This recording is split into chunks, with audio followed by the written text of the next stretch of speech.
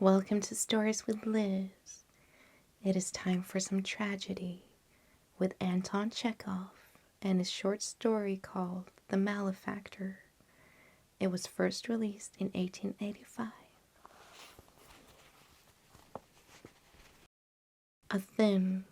A very thin little peasant stood before the examining magistrate. He wore a striped shirt and patched trousers. His shaggy beard, his pockmarked face, his eyes scarcely visible under their bushy, overhanging brows, gave him a harsh and forbidding expression, to which a mane of matted, unkempt hair added a spider-like ferocity. He was barefoot. "Denis Gregoriev," began the magistrate, "come nearer and answer my questions. While patrolling the track on the 17th of last July, Ivan Akinfov, the railroad watchman, found you at the 141st verst unscrewing one of the nuts that fastened the rail to the ties. Here is the nut he had when he arrested you. Is this true?" What's that? "Did everything happen as Akinfov reports?" "Yes, just as he reports."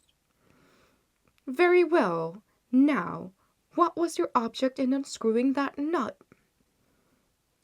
"What's that?" "Stop your what's that, and answer my question. Why did you unscrew the nut?" "If I hadn't needed the nut, I wouldn't have unscrewed it," grunted Denis, glancing at the ceiling. "And what did you need it for?" "What for? We make sinkers out of nuts." "Whom do you mean by we?"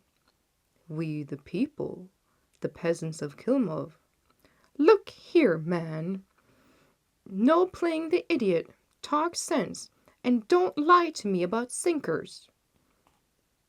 I've never lied in my life," muttered Denis, blinking. "How can one possibly fish without sinkers, Your Honor? If you baited your hook without a sinker or a roach, do you think it would sink to the bottom without a sinker?" "You tell me I'm lying," laughed Denis. "A fine bait a sinker would make, floating on the top of the water. Bass and spike and eel always take ground bait. A floating bait would only be taken by a garfish, and they won't take it often. Anyway, we haven't any garfish in our river. They like the open." "Why are you talking to me about garfish?" What's that? Didn't you ask me about fishing? All the gentlemen with us fish like that. The smallest boy knows more than to fish without a sinker. Of course, there are some people who don't know anything, and they go fishing without sinkers. Fools obey no laws." "So you tell me you unscrew this nut to use as a weight?" "What else would I have unscrewed it for? To play knucklebones with?" "But you might have made a weight out of a piece of lead or a bullet or a nail or something." "Lead does not grow in every bush. It has to be bought, and a nail wouldn't do. There is nothing so good to make a weight as a nut. It is heavy and has a hole in it." "What a fool he's pretending to be. You act as if you were only 1 day old or had just dropped from the clouds. Don't you see, you donkey, what the consequences of this unscrewing must be?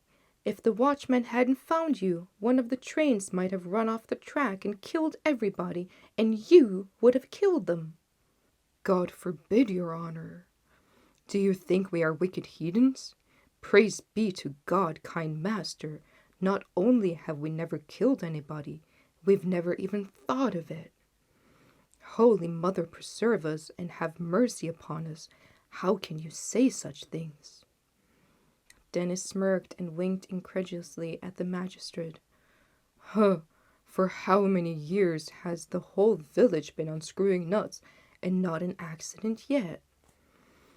If we were to carry a rail away, or even to put a log across the track, then perhaps the train might be upset. But Lord, a nut? Pooh! But can't you understand that the nuts fasten the rails to the ties? Yes, we understand that, and so we don't unscrew them all. We always leave some. We do it carefully. We understand. Dennis yawned and made the sign of cross over his mouth. A train ran off the track not far from here last year, said the magistrate. Now I know why. What did you say? Now I say I know why the train ran off the tracks last year. Yes, you have been educated to know these things. Kind master, you can understand just why everything is. But that watchman is a peasant who doesn't know anything. He just grabbed me by the coat collar and dragged me away. One ought to judge first and drag later. But a peasant has the sense of a peasant. You might write down, your honor, that he hit me twice, once in the mouth and in the chest. Another nut was found when your house was searched. Where did you unscrew that one, and when? Do you mean the nut that was lying under the little red chest? I haven't any idea where it was lying, but it was found. Where did you unscrew it? I didn't unscrew it. It was given to me by Ignushka, the son of One-Eyed Simon. That is, I am speaking of the nut under the little chest, the one in the sty under the courtyard. Mitrofan and I unscrewed together. Which Mitrofan? Mitrofan Petrov. Have you not heard of him? He is the man that makes fishing nets and sells them to the gentlemen. He needs a lot of nuts in his business, a dozen to every net. Listen! In Article 1081 of the Code it says that whoever intentionally commits an act of injury to a railroad, whereby an accident might result to the trains, and who knows that such an accident might result, do you hear that? Who knows? Shall be severely punished. You could not but have known that this unscrewing would lead to. The sentence is exile and hard labor.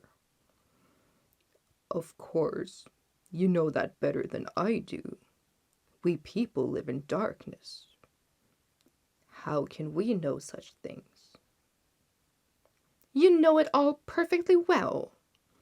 You are lying and shaming ignorance. Why should I lie? Ask anybody in the village if you don't believe me. They never catch a thing but roach without a sinker. Even gudgeons hardly ever bite unless you use one. Now you're going on about that garfish again, smiled the magistrate. We don't have garfish in our river. If we let the bait float on the top without a sinker, we sometimes catch a perch, but not often. Oh, stop talking! Silence fell. Dennis stood first on one leg and then on the other, and stared at the table, winking rapidly as if he saw the sun before his eyes and not a green tablecloth. The magistrate was writing quickly. I shall have to arrest you and send you to prison. Dennis stopped winking, raised his heavy eyebrows, and looked inquiringly at the magistrate. How do you mean, to prison? I haven't got the time. I have to go to the fair to collect the 3 rubles that Gregory owes me for tallow. Stop talking! Don't interrupt! To prison? If there was any reason, of course I'd go, but living as I do, what is it for? I haven't robbed anyone. I haven't been fighting. If it is the payment of my rent you are thinking about, you mustn't believe what the bailiff says, your honor. Ask any one of the gentlemen. The bailiff is a thief, sir. Stop talking. I'll stop, mumbled Dennis. All the same, I'll swear under oath that that bailiff has muddled his books. There are 3 brothers in our family, Kuzma and Gregory and I. You are interrupting me. Here, Simon. called the magistrate. "Take this man away."